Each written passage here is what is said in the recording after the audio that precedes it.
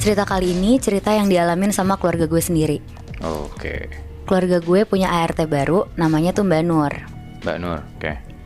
Jadi Mbak Nur ini tuh babysitternya adik gue. Nih gue ceritain ya. Jadi kejadiannya ini sekitar tahun 2006. Gue masih kelas 3 SD waktu itu. Mbak Nur ini tuh baik banget. Bahkan gue sama adik gue aja nyaman banget kalau sama si Mbak Nur ini. Oke. Dan Mbak Nur juga kalau sama gue apa-apa diceritain tuh sama dia. Sampai akhirnya Mbak Nur baru sebulan dia kerja, dia tuh ngomong kalau dia tuh suka mimpi. Tapi mimpinya tuh aneh banget. Apa mimpinya? Jadi Moy, kata Mbak Nur, mimpinya itu tuh dia ngelihat nenek-nenek bongkok, tapi dia gak tahu itu tuh siapa. Hah? Nenek-nenek ini tuh selalu berdiri ngeliatin Mbak Nur dari depan kasurnya Mbak Nur.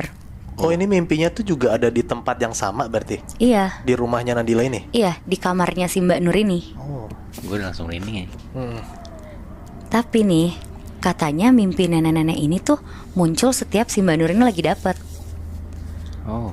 Dapat kan biasanya 5-7 hari gitu ya. Aha.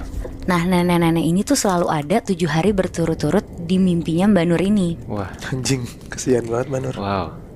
Tapi di mimpinya ini tuh benar-benar cuma kayak lagi ngeliatin Mbak Nur doang mimpinya. Dari arah kanan, kadang ganti sisi ke kiri. Ya tapi Mbak Nur nyoba buat gak terlalu mikirin.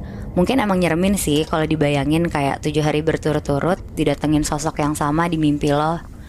Tapi ya karena dia datang cuma di alam mimpi, Mbak Nur masih bisa mikir jernih nih. Beda cerita kan kalau misalnya lo didatengin langsung. Aha. Sampai akhirnya setelah dia selesai dapet, dia udah gak pernah mimpiin itu lagi. Terus sebulan kemudian, waktu dia lagi dapet, pas dia lagi tidur sekitar jam 12 malam, tiba-tiba muncullah nenek-nenek ini di mimpi dia lagi. Oh. Persis sama kayak bulan lalu. Nenek-nenek itu berdiri di depan kasur Mbak Nur.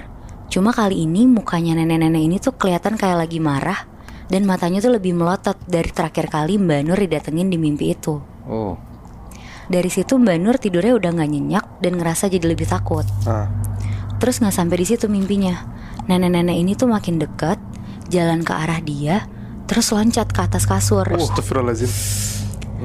Di situ Mbak Nur inget, bahkan nenek-nenek ini ngedeketin mukanya ke arah lehernya Mbak Nur, sambil ngendus-ngendus gitu.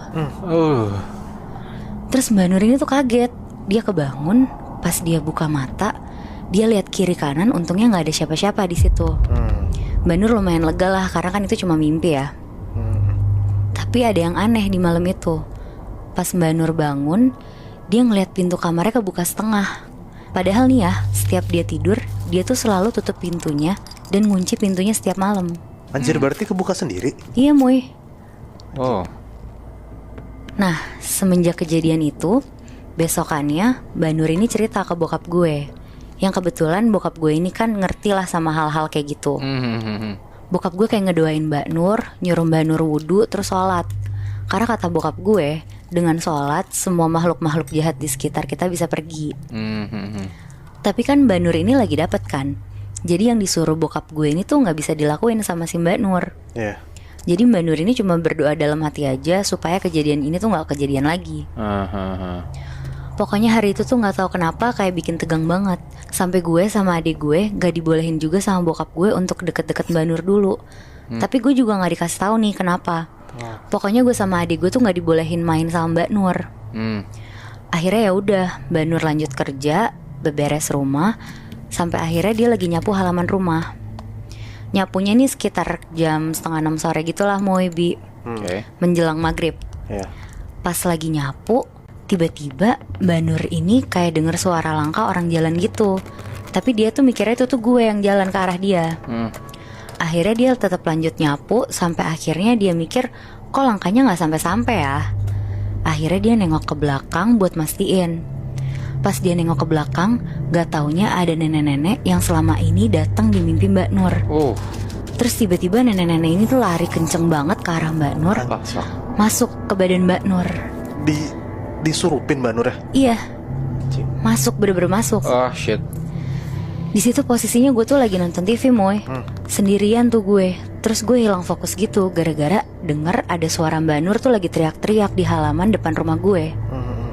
Akhirnya gue